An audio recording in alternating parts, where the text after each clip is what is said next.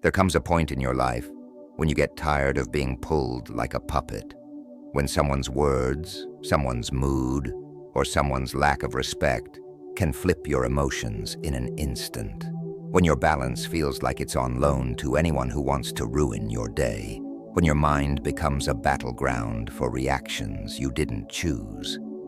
And maybe it's happened so often that you've forgotten what it even feels like to be in control. You wake up in a decent mood, maybe even feeling good, and then, boom, a message, a tone, a look, a comment, and suddenly your whole vibe shifts. You're not even thinking about your plans anymore. Your energy, your time, your mental clarity, hijacked. You didn't ask for this, but you're in it. It's like the world found the remote control to your emotional state, and now anyone can press your buttons, turn up the frustration, lower your self-worth, switch the channel from stillness to anxiety, all without your permission. But what if I told you that remote doesn't belong to them? It never did. What if I told you you've had the power this whole time to take it back? That's what we're here to talk about today. Because Stoicism isn't just some ancient philosophy. It's a way of life, a mental fortress, a system of emotional self-defense so powerful it can make you invincible, not to pain, but to the chaos that others try to bring into your life. Stoicism is the path of choosing strength over reaction, presence over drama, wisdom over impulse. Let me make something clear before we go further. Stoicism doesn't mean you feel nothing. It means you feel everything, but nothing controls you. It means you can be insulted and stay calm. It means you can be disrespected and not take it personally. It means you can walk through a storm and not absorb a drop of the chaos. It's not numbness, it's emotional sovereignty. Let me ask you something. Have you ever had a moment where someone said something small and it affected you for hours? They said something thoughtless, or they made a joke at your expense, or maybe they just ignored you when you expected a response, and that moment kept spinning in your head over and over. You felt your mood darken, your self-esteem take a hit, and the more you thought about it, the worse it felt. You might have gone to bed that night, still upset. Now multiply that by every small emotional hit you've ever taken, every passive-aggressive comment, every person who made you feel unseen, every text you didn't get, every time someone acted like you didn't matter. That's the cost of emotional reactivity. And the more you let people push your buttons, the more your emotional state becomes theirs to control. But here's the truth the Stoics teach us. The outside world doesn't have access to your calm unless you give it away. You're not upset because they were rude. You're upset because you attached meaning to what they said. You're not angry because they cut you off. You're angry because you decided that this moment deserved your peace. That's not blame. It's empowerment, because if it's your choice, then you can choose differently next time. You can pause, you can detach, you can protect your state like it's sacred, because it is. Let's go deeper. Imagine for a second that you are a fortress, a stone temple, unshakable. People come to you with words, moods, energies. Some bring love, some bring chaos, some bring distraction, some bring pain. But no matter what they bring, you choose what enters.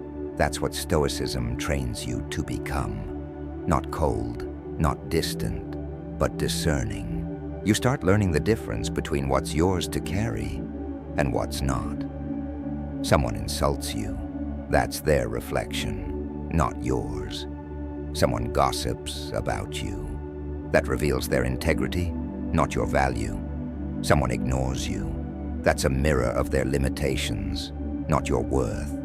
And so instead of reacting, instead of spiraling, instead of letting your nervous system get hijacked, you pause, you observe, You breathe. You choose. That single moment of stillness, that's where emotional strength begins. Now let's talk about expectations. How many times have you felt hurt or disappointed simply because someone didn't behave the way you hoped they would? You gave your best. You were there for them.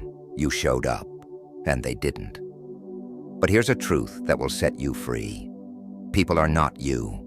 You live by your code. They live by theirs. Expecting someone to behave according to your standards is like yelling at the ocean for not being a mountain. It's not their nature. So stop expecting people to live by your script and start watching what they actually do. Let their actions speak. And if they show you something you can't align with, make your move. But stop expecting loyalty from the disloyal, depth from the shallow, honesty from the avoidant.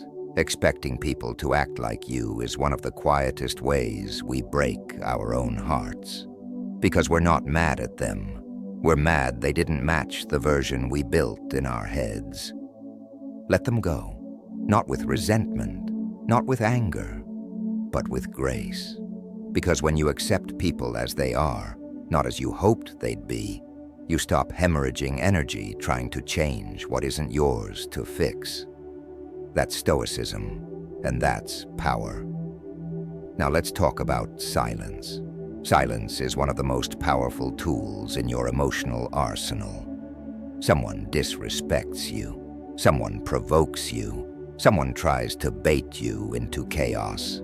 And you say nothing. Not because you're weak, but because you've outgrown the invitation. Because you know not every fire deserves your oxygen. Because silence is self-respect. It shows you don't argue with noise. It shows you are grounded, anchored, clear. It doesn't mean you let people walk over you. It means you know the difference between defending your name and draining your soul. You pick your battles. You keep your dignity. You don't exhaust your voice explaining yourself to people committed to misunderstanding you. As Marcus Aurelius said, the best revenge is to be unlike him who performed the injustice. That's the way, not to match fire with fire, but to become fireproof. 9 times out of 10, your peace is more valuable than being right. And the 10th time, you'll speak from wisdom, not ego. You'll respond from presence, not pain. That's how you win. Not by controlling others, but by mastering yourself. Because when no one else can move you without your permission, you become unshakable. And now we arrive at the real test, the past. People who bring up who you used to be, the old you, the reactive you, the version of yourself you've buried and outgrown. They'll try to bring it back, not because they care, but because they're afraid of your evolution. Growth disturbs those who stayed the same. But here's what Stoicism reminds you. You are not your old reactions. You are who you decide to be right now. If they want to talk to the old version of you, let them talk to themselves. You've moved on. You don't owe them a replay. You don't owe them proof of your change. The next time someone says, "You've changed," say, "That was the goal," because it was. Your job is not to stay familiar. Your job is to evolve. So walk forward, not in defense, but in discipline, because you don't need to be understood to be powerful. You just need to stay centered, and that's sacred. Every morning, before the world starts speaking, sit with yourself. Take a breath and remind yourself, today I will be met with ego, ignorance, and provocation, but I will not become any of it. I will meet it with clarity, restraint, and presence. I am in control of myself. I guard my peace. That's not self-help. That's self-leadership. Most people live and die reacting to everything, but not you. You're training your mind. You've raised your standard. You've remembered that your internal world is not up for negotiation. The goal is not to be cold. The goal is to be calm, not disconnected, but focused, not emotionless, but untouchable. So when life throws you chaos, pause, breathe, stand tall, and say to yourself, "This is my test. I'm being invited to rise. I will choose discipline over drama, presence over panic, mastery over reaction." Then move forward, not because you're unaffected, but because you refuse to be owned. This is Stoicism, not in theory, in action, in practice. In every moment you choose stillness. Thank you for being here, for listening, for choosing this path. Keep practicing, keep growing, and remember, your peace isn't passive. It's a decision. Make it daily.